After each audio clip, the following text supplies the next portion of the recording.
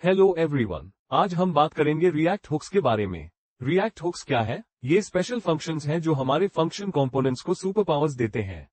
सोचो जैसे एक मैजिक टूल हो। पहले अगर हमें स्टेट या लाइफ साइकिल मेथड्स का यूज करना होता था तो हमें क्लास कंपोनेंट्स लिखने पड़ते थे, लेकिन हुक्स ने सब कुछ बदल दिया। अब हम बिना क्लास कंपोनेंट्स के भी स्टेट और life cycle features easily use कर सकते हैं। तो चलिए रिएक्ट हुक्स को डिटेल में एक्सप्लोर करते हैं। तो हुक्स का स्ट्रक्चर क्या होता है? सिंपल है। हुक्स बेसिकली फंक्शंस होते हैं और इनका नाम हमेशा यूज से स्टार्ट होता है, जैसे use state, use effect, use context. ये यूज प्रीफिक्स रिएक्ट को बताता है, हे दिस इज अ हुक। एक सिंपल एग्जांपल देखिए, const count set count equals use state 0। यहाँ यूज स्टेट एक हुक है जो हमें स्टेट मैनेज करने में हेल्प करता है। इसमें काउंट एक स्टेट वेरिएबल है और सेट काउंट एक फंक्शन है जो स्टेट अपडेट करेगा। अब हुक्स पावरफुल तो है, लेकिन कुछ रूल्स भी फॉलो करने पड़ेंगे। रूल नंबर 1, हुक्स को सिर्फ रिएक्ट फंक्शन के टॉप लेवल पर कॉल करें। लूप्स, कंडीशंस या नेस्टेड फंक्शंस के अंदर हुक्स मत लिखो, क्योंकि रिएक्ट हुक्स के कॉल ऑर्डर पर डिपेंड करता है। अगर ऑर्डर चेंज हो गया तो रिएक्ट को नहीं पता चलेगा कि कौन सा स्टेट किस हुक से लिंक्ड है। रूल नंबर 2, हुक्स सिर्फ रिएक्ट फंक्शन कंपोनेंट्स या कस्टम हुक्स में यूज करें। क्लास कंपोनेंट्स में हुक्स काम नहीं करेंगे। अब इसको एक सिंपल एग्जांपल से समझते हैं। हमने VS कोड ओपन कर लिया है। यहाँ मैंने एक बेसिक सा कोड लिख रखा है जिसमें हुक्स इन रिएक्ट की हेडिंग है। इसे समझने के लिए हम एक बटन क्रिएट करेंगे और उसका क्लिक काउंट सेट करेंगे यूज स्टेट का यूज करके। सबसे पहले यूज स्टेट को इंपोर्ट करते हैं। जैसा कि मैंने बताया, जिस भी हुक को हमें यूज करना है उसे इंपोर्ट करना होता है। तो हम यहाँ यूज स्टेट को इंपोर्ट करेंगे और साथ में रिएक्ट को भी इंपोर्ट करेंगे। फिर हम देखते हैं कि हुक को कहाँ कॉल करना है। इंपोर्ट के बाद जिस भी हुक को यूज करना होता है उसे कंपोनेंट के टॉप लेवल पर ही कॉल करना होता है। क्योंकि हमारा कंपोनेंट यहाँ से शुरू हो रहा है, इसलिए हम इसे यहीं लिखेंगे। यूज स्टेट हमारे फंक्शन कंपोनेंट्स में स्टेट मैनेजमेंट प्रोवाइड करता है। इमेजिन आपके पास एक स्टेट वेरिएबल है जिसमें आप कंपोनेंट का डेटा स्टोर कर सकते हो। यूज स्टेट बिल्कुल वैसा ही है।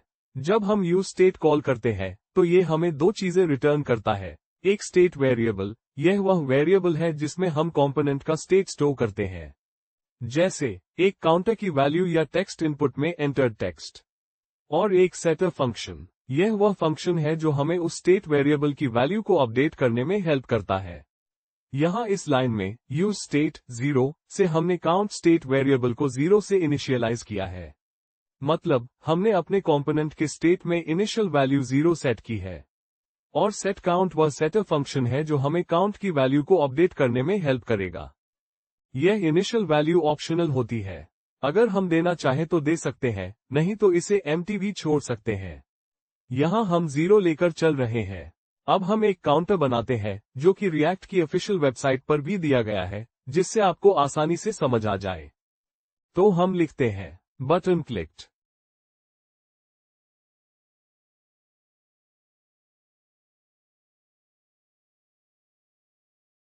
और इसमें लिखते हैं काउंट। यहाँ काउंट में हमारी करंट वैल्यू 0 है, क्योंकि हमने इनिशियली 0 डिफाइन कर दी थी। अगर यूज स्टेट में हम 0 की जगह कोई टेक्स्ट या एम्प्टी स्ट्रिंग लिखते तो काउंट में वही आता जो हमने डिफाइन किया होता। अब हम यहाँ पर एक बटन बनाते हैं और इसमें हम on click event handler add करते हैं और इसके अंदर हम सेट काउंट को कॉल करते हैं।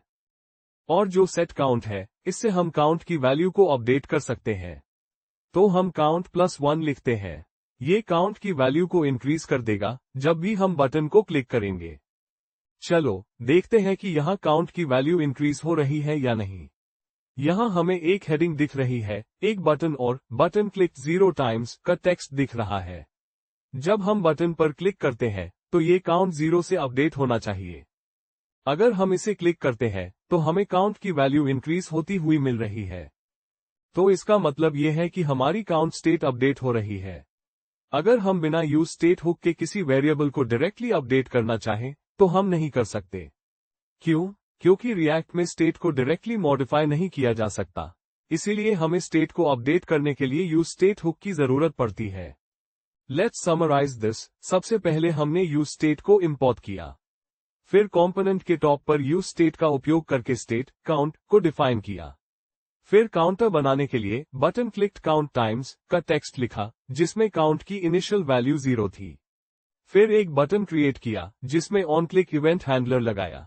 ऑन क्लिक पर सेट काउंट +1 लिखा, जिससे हर बार क्लिक करने पर काउंट की वैल्यू इंक्रीज होती गई। तो इस वीडियो में हमने समझा कि हुक्स क्या होते हैं, उनके रूल्स क्या होते हैं और उन्हें कैसे यूज करते हैं। साथ ही हमने यूज स्टेट हुक को एग्जाम्पल के साथ सीखा। अगर आपको कोई भी डाउट हो तो कमेंट करके हमें बता सकते हैं। अब मिलते हैं अगली वीडियो में एक नए टॉपिक के साथ।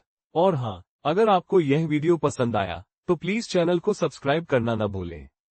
Thank you.